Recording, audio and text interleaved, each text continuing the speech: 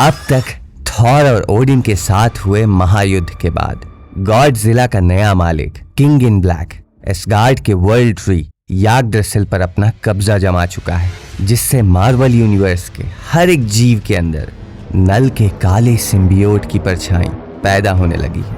लेकिन इस बढ़ते हुए अंधकार के सामने डॉक्टर डूम एक दीवार की तरह खड़ा है। और अब आगे ब्रह्मांड के दूसरे छोर से द वॉचर सब कुछ देख रहा था। उसकी आंखें सिर्फ एक चीज पर टिकी हुई थी, आने वाली कयामत के ऊपर। वो धीरे से कहता है, एसगार्ड तबाह हो चुका है और ओडिन को नल ने बंदी बना लिया है और उसका काला सिम्बियोट गॉड वर्म अब याग्ड्रसिल की जड़ों के अंदर तक घुस चुका है, जिससे एसगार्ड का मैजिक खत्म हो रहा है और रियलिटी धीरे धीरे जहर बन रही है। और अब सिम्बियोट्स सिर्फ शरीर नहीं, रूहों को ही खाने लगे हैं और एंशिएंट वन तक इस अंधकार से बच नहीं पाया है। वो आगे कहता है, डीप स्पेस में सिल्वर सर्फर और रीड रिचर्ड्स गैलेक्टस को जिंदा रखने की कोशिश कर रहे हैं, लेकिन शायद अब देर हो चुकी है। यह कहकर वॉचर अपनी बात को खत्म करता है और अब सीन स्विच होता है धरती पर, जहां दुनिया के सबसे बड़े वैज्ञानिक, रिलीजियस लीडर्स और फिलोसफर्स एक ही जगह पर इकट्ठे हुए हैं, लटवेरिया में। डॉक्टर डूम के दरबार में सन्नाटा छाया हुआ है। सभी के चेहरों पर डर साफ दिख रहा है। फिर एक साइंटिस्ट धीरे से कहता है, हम गॉडजिला को रोकने के लिए जितनी भी कोशिशें करते हैं, वो उतना ही ज्यादा ताकतवर बनता जाता है। वहां पर मौजूद एक मॉन्क अपने हाथ जोड़कर कहता है, इंसानियत ने गॉडजिला को गुस्से से भर दिया है और अब हमें गॉडजिला के गुस्से को शांत करना होगा। सिंहासन पर बैठा हुआ डूम धीरे से अपना सर उठाता है। उसकी आवाज ठंडी है, लेकिन पूरा हॉल चुप हो जाता है।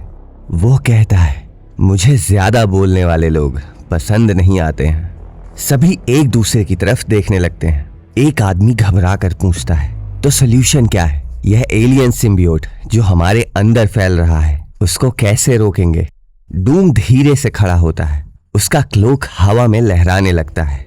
वो कहता है, डूम मैजिक से प्रोटेक्टेड है, लेकिन तुम लोग।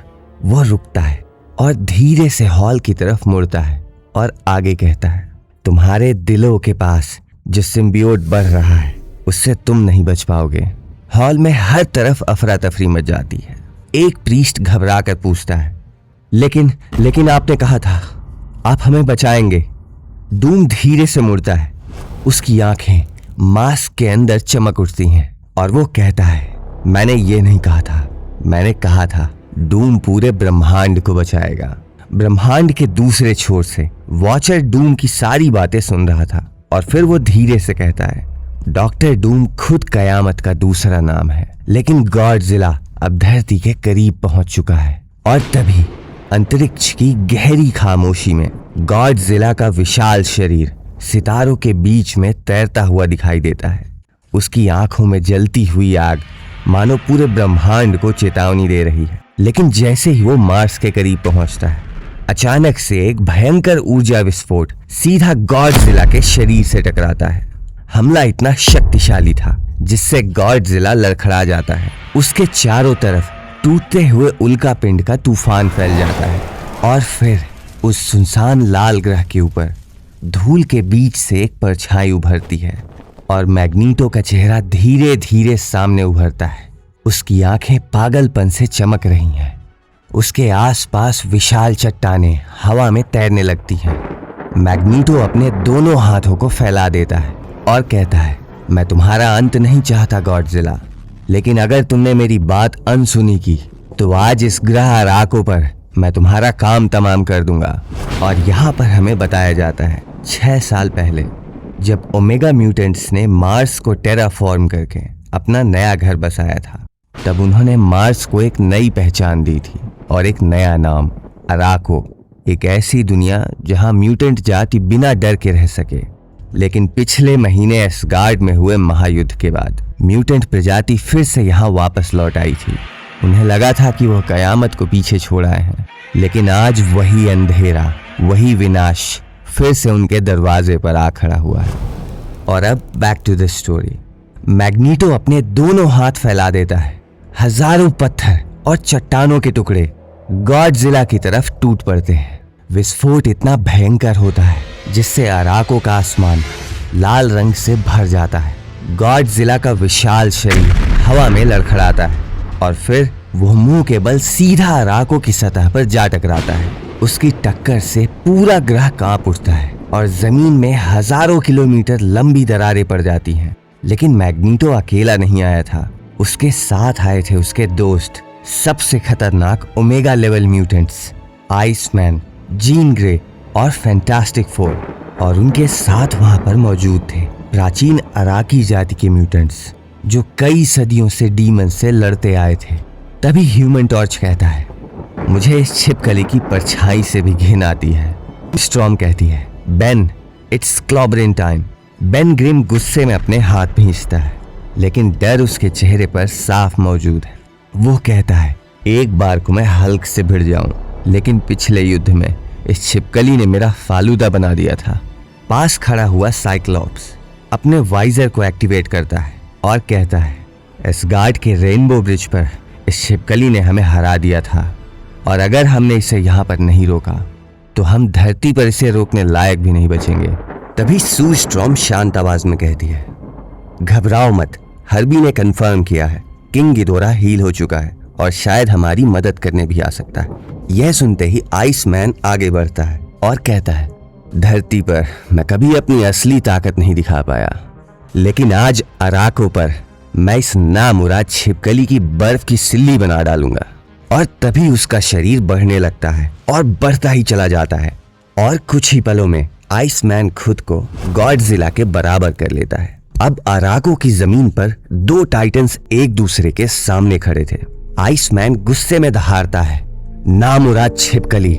आइसमैन अपनी पूरी ताकत जोड़कर गॉडजिला के मुंह पर हमला करता है, लेकिन गॉडजिला तुरंत पलटवार कर देता है। उसकी विशाल पूंछ बिजली की रफ्तार से घूमती है और सीधा आइसमैन के दाएं हाथ से टकरा जाती है।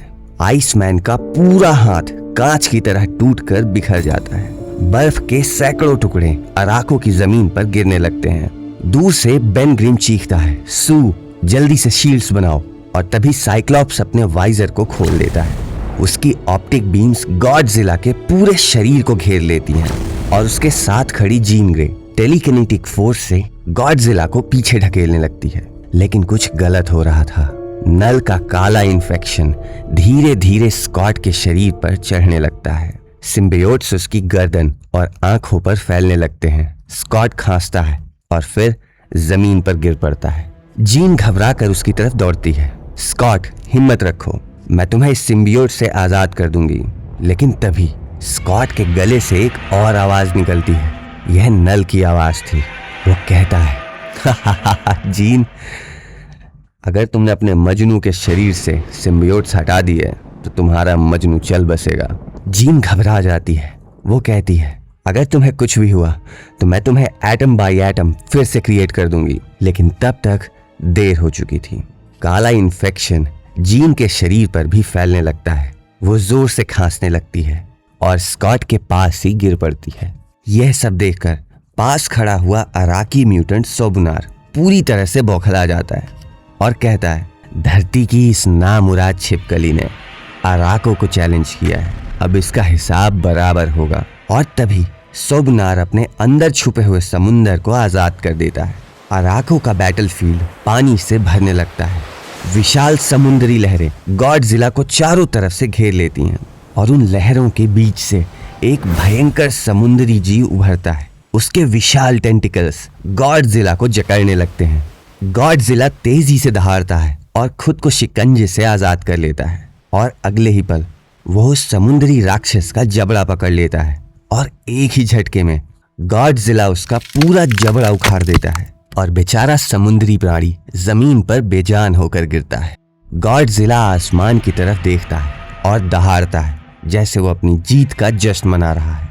तभी स्टॉर्म आगे बढ़ती है। बिजलियां उसके आसपास चमकने लगती हैं। वो कहती है, मैंने इस ग्रह को बसाने में मदद की थी और मैं तुझे एक आखिरी मौका देती हूँ। समुंदर में लौट जाओ। धरती किसी के बाप की नहीं है, ना ही तेरी। इसी बीच आइसमैन फिर से उठ खड़ा होता है। उसका शरीर टूट चुका था, लेकिन लड़ने के लिए वो अब भी तैयार था। वो कहता है, स्टॉर्म, हम फिर से हार रहे हैं। और वो एक बार फिर से गॉडजिला की तरफ दौड़ पड़ता है, लेकिन इस बार गॉडजिला उसका हाथ पकड़ लेता है और फिर काइजू अपने चेस्ट में हवा भरता है और एक प्रलयकारी एटॉमिक बीम सीधा आइसमैन के शरीर को चीर कर निकलती है। आइसमैन के परखच्चे उड़ जाते हैं, उसका पूरा शरीर बर्फ के टुकड़ों में बिखर जाता है। और यहाँ पर हमें बताया जाता है आइसमैन किसी भी हालत में खुद को वापस से रिकंस्ट्रक्ट कर सकता है, लेकिन इस बार उसे वापस लौटने में कुछ दिन ज्यादा लग जाएंगे। दूर खड़ा वॉचर ये सब कुछ देख रहा था और फिर वो खांसने लगता है और धीरे से कहता है, तो नल का इन्फेक्शन अब मुझ तक पहुंच चुका है। और फिर वॉचर जमीन पर धड़ाम से गिरता है। अब बैटलफील्ड में सिर्फ गॉडजिला की दहाड़ गूंज रही है। उसके सामने एक्समैन, फैंटास्टिक फोर और वॉचर सब धराशायी हो चुके हैं। पास खड़ा हुआ नल पूरा तमाशा देख रहा था। वो कहता है, सो जाओ, सब गहरी नींद में सो जाओ।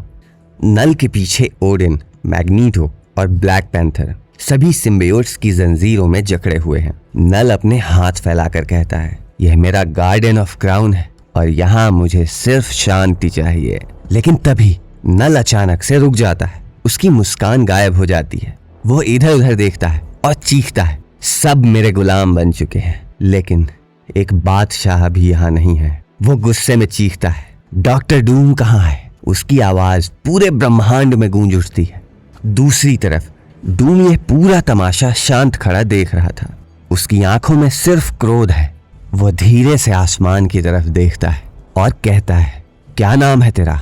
King in black? डूम जोर से हंसता है, अबे कालू, नाम तो ऐसे रखा है जैसे डार्क मोड का फाइनल बॉस हो। तू डूम को गुलाम बनाएगा अपना? डूम आगे कहता है, क्या हुआ, नेटवर्क कमजोर पड़ गया तेरा इन्फेक्शन मेरे अंदर आके भी कंट्रोल नहीं ले पा रहा, लगता है मेरे ईगो के फायरवॉल से टकरा गया। डूम अपनी मुट्ठी कस लेता है और कहता है, तू सपने देखना बंद मत करना नल, क्योंकि नामुमकिन सपने देखने का हक सभी को होता है। लेकिन डूम के ऊपर तेरा इन्फेक्शन काम नहीं करेगा। और तभी डूम अपने दोनों हाथों को फैला देता है और उसके हाथों पर फ्लेम्स ऑफ फ्लैट लाइन दहकने लगती है और डूम के अंदर के सिम्बियोट को अंदर ही अंदर जलाने लगती है और नल का इन्फेक्शन डूम के शरीर से उखड़कर राख बनने लगता है। और कुछ ही पलों के अंदर डूम अपने अंदर के सिम्बियोट को हमेशा के लिए खत्म कर देता है और फिर वो ठंडी आवाज में कहता है, एक सिम्बियोट खत्म, अब बाकी की बारी है। और फिर उसकी आंखें चमक उठती हैं। वो धीरे से कहता है, नल, तुझे तो मैं आखिरी वक्त तक जिंदा रखूंगा। तू खुद को भगवान समझने लगा है, मैं तुझे तेरी असली औकात दिखाऊंगा। डूम धीरे धीरे आगे बढ़ता है और फिर वो अपना सर ऊपर उठाता है। डूम पूरी तैयारी कर चुका है और उसके सामने खड़ा है डूमजिला, एक ऐसा टाइटन जिसके अंदर डूम की टेक्नोलॉजी और गॉडजिला की विनाशकारी शक्ति एक साथ जुड़ी हुई है। डूम उसे देखकर कहता है, गुड, अब तैयारी पूरी हो चुकी है। और यहीं पर पार्ट 4 की कहानी खत्म हो जाती है। और अब एक बात बिल्कुल साफ है, पूरे ब्रह्मांड की आखिरी उम्मीद सिर्फ डॉक्टर डूम है। और अब तक हमने सिर्फ डूम और नल को एक दूसरे को धमकियां देते हुए देखा, लेकिन असली युद्ध तो अब शुरू होगा। तो अब देखते हैं क्या king in black doctor Doom के वर्चस्व के सामने टिक पाएगा या फिर इस कहानी में अभी कोई और बड़ा मोड़ छुपा हुआ है। तो अब मिलते हैं जल्दी से पार्ट 5 के अंदर। और अगर अभी तक आपने इस पूरी कहानी को नहीं सुना है तो लेफ्ट साइड वाली प्लेलिस्ट को चेक कर सकते हैं और राइट साइड वाली वीडियो में आप पार्ट 3 को चेकआउट कर सकते हैं। तो अब जल्द ही मिलते हैं, तब तक अपना ख्याल रखना।